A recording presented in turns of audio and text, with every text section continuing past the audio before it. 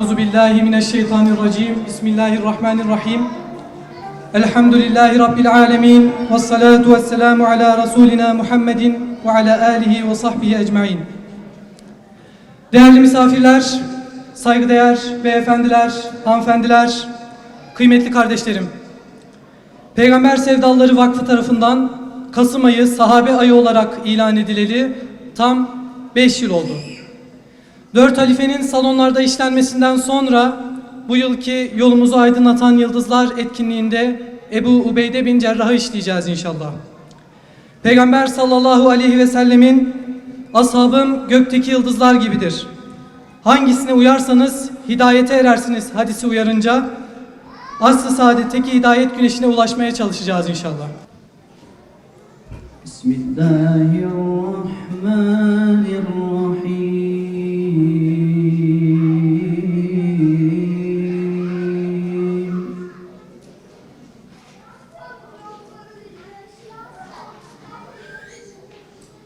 لقد صدق الله رسوله الرؤيا بالحق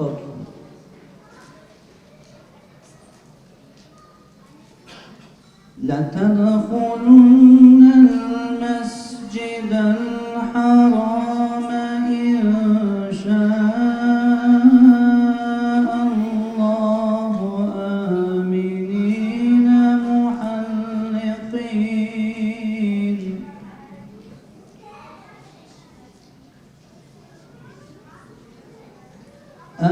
آمنين محلقين محلقين رؤوسكم ومقصرين لا تخافون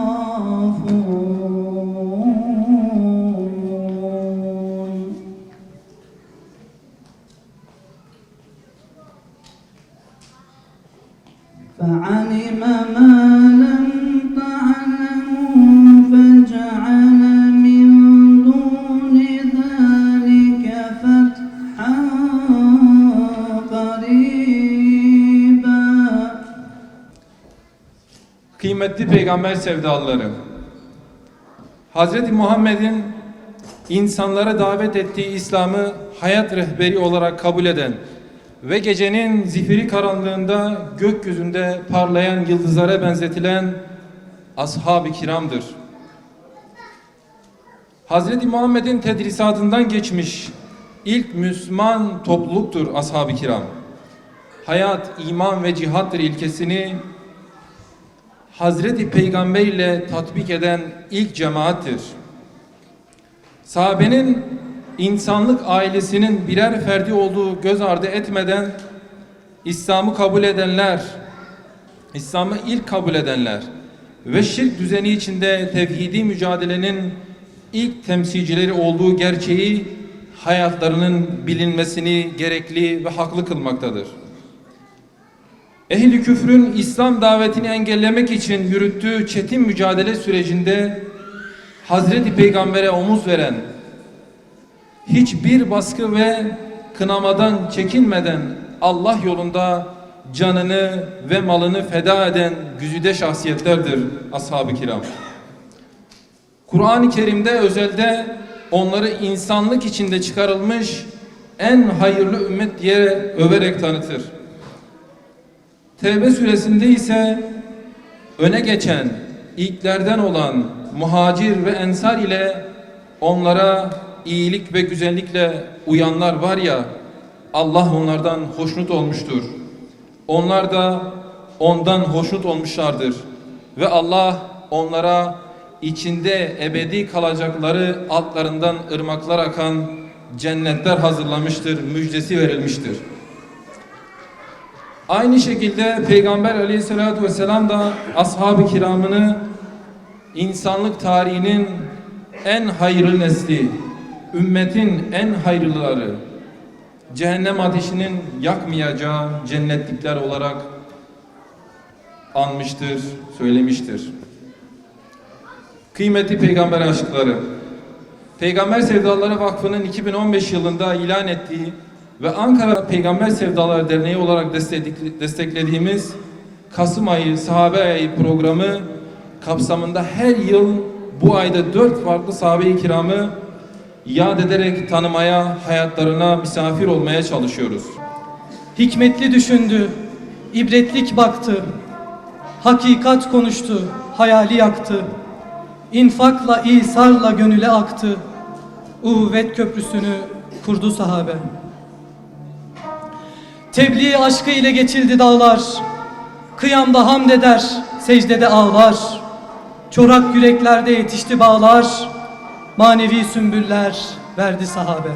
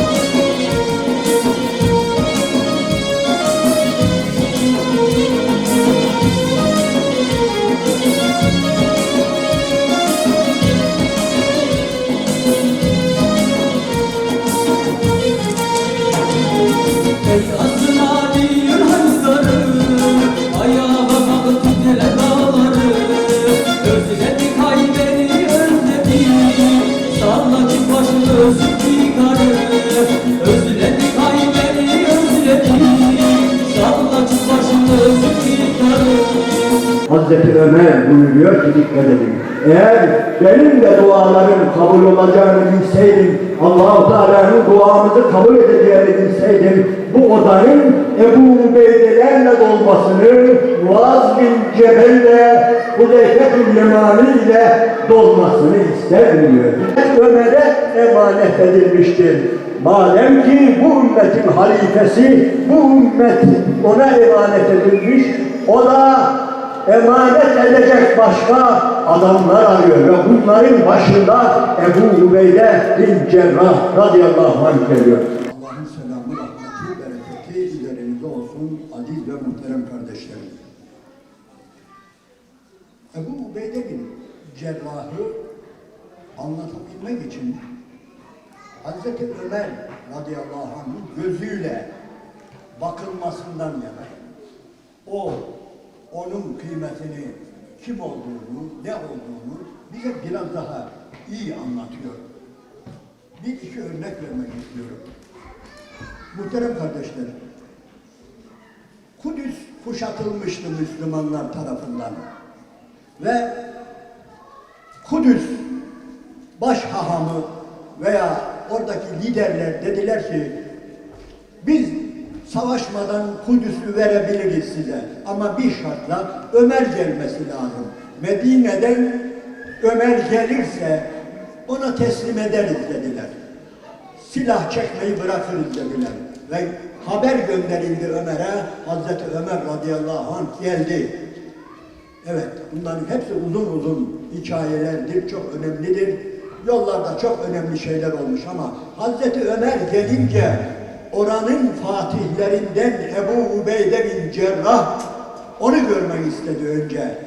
Nerede benim kardeşim Ebu Ubeyde diye gösterdiler ve Ebu Ubeyde ile sarıldı, kucaklaştı, demek ki epeyden beri görüşmüyormuş ve sonra Ebu Ubeyde onu aldı, çadırına götürdü. O sordu zaten. Nerede senin çadırın, otağın, makamın diye. O da tuttu, götürdü. Girdiler bir çadıra. Çadıra girdi Hazreti Ömer, koskoca komutan ve vali, dikkat edin. İçeri girdi. Çadırın içindeki pırıya pırtıya baktı şöyle. ve dedi ki, ey Ebu Ubeyde, vallahi dünya hepimizi satın aldı. Bir sen hariç, bir seni satın alamadı dünya dedi. Öyle bir adam Ebu Ubeyde radıyallahu anh. Ebu Ubeyde var ya, öteki sahabelere benzemiyordu. Vallahi Hazreti Ömer'in örnek aldığı, ısrarla örnek aldığı. Hatta şey denmez, günah onlar yapmaz da haset ettiği değil de benzemek için çırpındığı Ebu Ubeyde'dir, belki garibimize gelebilir. Kardeşler, bir gün Efendimiz sallallahu aleyhi ve sellem Necran Hristiyanlarına mektup göndermişti. Necran neresi biliyor musun? Büyük bir devlet değildi bu. Hani Efendimiz Bizans'a mektup göndermişti, İran'a mektup göndermişti, Mısır'a, Habeşistan'a, büyük ülkelere mektup göndermişti. Bir de Necran'a. Necran bir kasabaydı. Medine ile Yemen arasında Hristiyan, iyi bir Hristiyan bir kasabaydı. Onlara da mektup gönderdi. Onları da Allah'ın dinine çağırdı. Onlar mektubu alınca paniklediler, korktular, düşündüler. Çünkü yakın, Muhammed denilen adam sallallahu aleyhi ve sellem kendisine yakın ve her gün büyüyor ve Arap dünyasını olduğu gibi dinine çekmiş birisi. Ne yapalım diyor. Necran Hristiyanları kendi aralarında toplanıyorlar. Ne yapalım diyorlar. Diyorlar ki içimizden bazı temsilciler seçelim diyorlar. Rivayete göre 62 kişiyi seçiyorlar ve Medine'ye gitsinler, varsınlar bu Muhammed'le bir konuşsunlar. Hazreti İsa hakkında ne düşünüyor? Ne diyor? Hazreti Meryem'e ne diyor? Ruhul Kudüs'e ne diyor? Kiliselerimize ne diyor? Haçımıza ne diyor? Bir öğrenelim bu Muhammed'den diyorlar ve geliyorlar. Ve rivayete göre 2-3 gün misafir oluyorlar. Ali İmran suresi bunun için iniyor ha. O Kur'an'ın en büyük surelerinden, Bakara'dan sonraki sure nedir?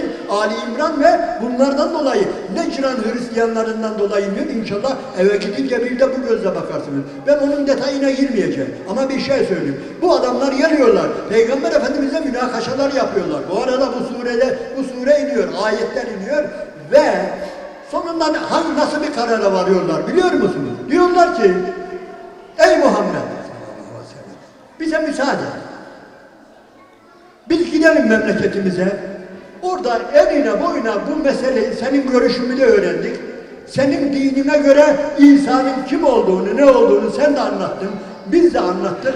Biz bir karara varamadık. Varalım memleketimize gidelim. Orada düşünelim ve gelip sana neticeyi söyleriz.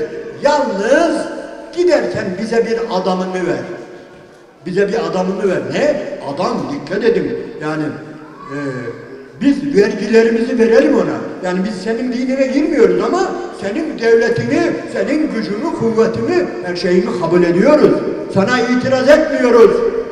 Onun için biz giderken memleketimize adamlarından emin, dikkat edin, emin bir adamını bize ver, bizimle beraber gitsin, orada malımızı, mülkümüzü, devemizi, her şeyimizi öğrensin, kim ne kadar vergi verecek, o bizimle beraber olsun diyor. Emin birisi. Efendimiz buyuruyor ki, yarın gelin diyor. Yarın sabah namazından gelin buraya, ben size eminlerin emini birisini vereceğim diyor. Sizinle göndereceğim. Ve eminlerin emini deyince Hazreti Ömer diyor ki, vallahi diyor o güne kadar diyor, hiç böyle içimden öne çıkmak gelmezdi diyor. Lider olmak, efendim önde görünmek hiç aklıma gelmezdi diyor. Ama Efendimiz o kadar övdü ki diyor, bir adam kim ise bu, o kadar övdü ki keşke ben olsaydım. İnşallah benimdir diye. Yani o gün heyecandan duramadım ve sabahleyin namaza vardım diyor. Herkes gibi ben de vardım ve Efendimiz namazı kıldı, kıbleden bize döndü diyor. Hristiyanlar da geldi oturdu şuraya. Ve Efendimiz Eminül Ümena'yı arıyor diyor. Ben de diyor şöyle diyor dizlerimin üstünden şöyle çok şey yaptım, biraz dikeldim diyor. Beni görsün diye. Yani çocuk gibi yani öyle ya. Beni görsün diye. Ama Efendimiz beni gördüğü halde diyor. Beni çağırmadı, bakmadı bile diyor. Ve ta arkalardan gel ey Ebu Ubeyde dedi diyor ve Ebu Ubeyde'yi çağırdı ve oturttu yanına. Her ümmetin bir emini vardır. Benim ümmetimin emini de Ebu Ubeyde'dir. Kardeşler bu özellik var ya, öyle basit bir özellik değildir ha. Allah'ın Resulü keşfediyor bunu. Onu ta gençliğinde tanıyor bu yiğit delikanlının bu özelliğini, eminül ümena olduğunu o biliyor. Ve o da zaten Peygamber aleyhissalatü vesselam nedir? Zaten o da Muhammedül Emin'dir. O peygamber olmazdan önce Muhammedül Emin'di. Kardeşler, emin böyle sadece doğru dürüst değil, çok çok daha geniş anlamı vardır. Emin, herkesin malını, mülkünü, ırzını, namusunu, her şeyini gözünü yumarak teslim ettiği kişiye emin denilir.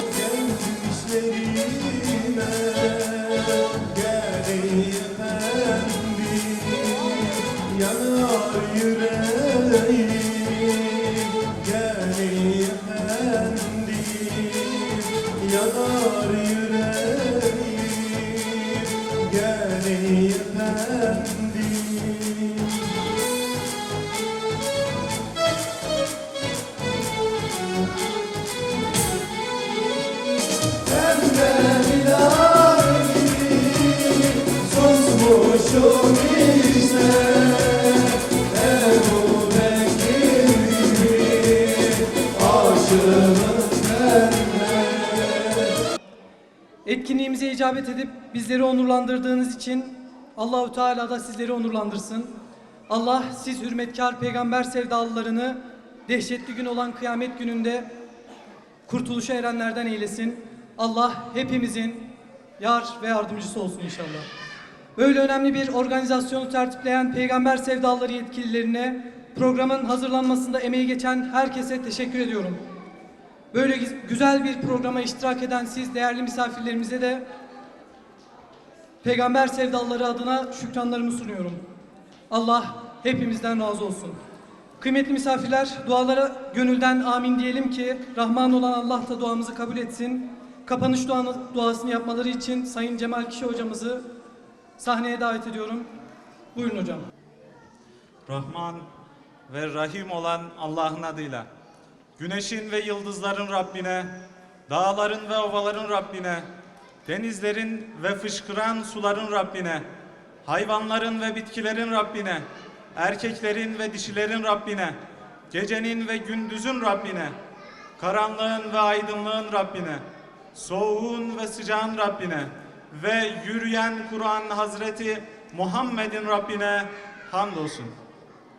Asr-ı saadetin ve ahir zaman peygamberine, Bilal'in, Ammar'ın, Mus'ab'ın arkadaşına, kurtuluş reçetesi Kur'an'ın açıklayıcısına, Hasan ve Hüseyin'in dedesine, Bedir'in, Uhud'un, Huneyn'in cesur komutanına, Darul Erkam'ın ve Ashab-ı Suffa'nın muallimine, Evs'in ve Hazrec'in, Ensar ve Muhacir'in kardeşlik kandiline, ümmetinin göz bebeği her iki dünyanın serverine ve alemlerin Rabbinin Habibine salat ve selam olsun.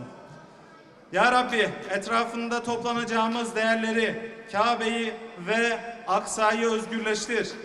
Zira biz biliyoruz ki bunlar özgürleşmeden ümmetin tevhid bayrağı etrafında birleşmesi imkansızdır. Senin ve bizlerin düşmanlarımıza zillet ve yenilgiyi tattır. Birliklerini boz, kuvvetlerini dağıt. Onları birbirine düşür. Ya Rabbi, Kur'an okumayı, anlamayı, yaşamayı, okutmayı ve onu her daim düstur edinmemizi biz aciz kullarına nasip eyle. Acizlikten, tembellikten, korkaklıktan, cimrilikten, kederden ve kabir azabından, kıyamet gününün zorluğundan sana sığınırız.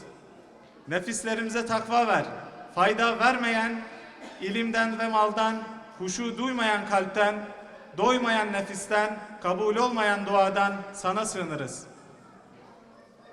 Ya İlahel Alemin, seni ve gönderdiğin tüm peygamberleri seviyoruz.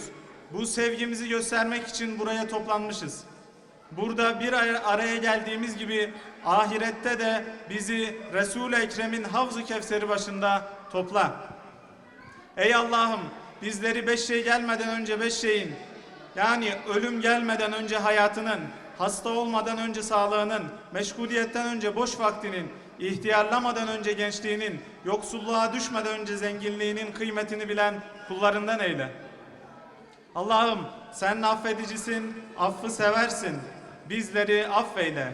Bizleri hakkıyla peygamberlerini seven peygamber sevdalılarından kabul eyle. Rabbimiz, indirdiklerine inandık ve Resullerine tabi olduk. Şimdi bizi şahitlerden yaz. Allah'ım, bize hidayet verdikten sonra kalplerimizi kaydırma ve yolumuzu şaşırtma. Allah'ım, Hazreti Peygamber Efendimiz sallallahu aleyhi ve sellemin güzel ahlakını bize, ailemize, neslimize, toplumumuza, memleketimize ve hayır üzerinde olan herkese nasip eyle. Ya Rabbi, senin dinin uğruna zulme uğramış, hapsedilmiş kullarına özgürlüğü bahşeyle. Ey yeri göğü ve tüm içindekileri yaratıp onlara yürüyecekleri yolu beyan eden Rahman, verdiğin nimetin yok olup gitmesinden, lütfettiğin afiyetin bozulmasından, ansızın vereceğin cezadan ve senin gazabını üzerimize çekecek her şeyden sana sığınırız. Allah'ım, dinimizi güzelce yaşat ki o bizim güvencemizdir. Dünyamızı düzelt ki o bizim geçim kaynağımızdır. Ahiretimizi hazırla ki o bizim son durağımızdır. Allah'ım, yaratılışımızı güzelleştirdiğin gibi ahlakımızı da güzelleştir. Ya Rabbi, dünyanın dört bir yanında senin dinini yaşatmak için çalışan tüm Müslümanlara yardım et. İçlerindeki sevgi ve merhamet bağlarını güçlendir. Ya Rabbi, sen bize Hazreti Ebubekir'in sıdkını, Hazreti Ömer'in adaletini, Hazreti Osman'ın hayasını, Hazreti Ali'nin ilmini, cesaretini ve Hazreti Ebu Ubeyde bin Cerrah'ın eminliğini hepimize nasip eyle. Subhane rabbike rabbil izzeti amma yasifun ve selamun alel mursalin velhamdülillahi rabbil alemin. El Fatiha.